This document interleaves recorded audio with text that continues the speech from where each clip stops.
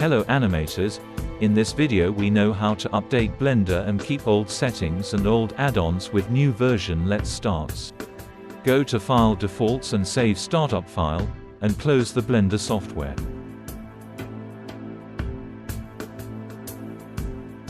Download newest version from blender.org site and then install it.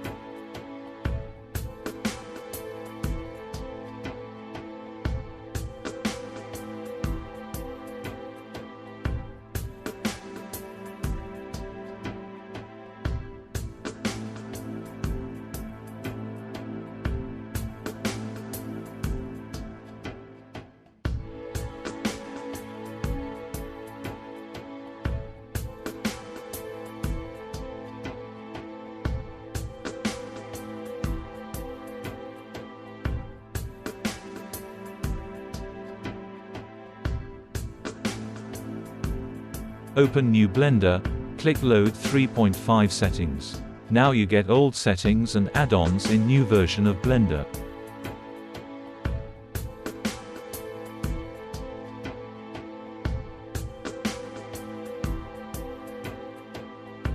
If you think this is helpful video, then hit the subscribe button.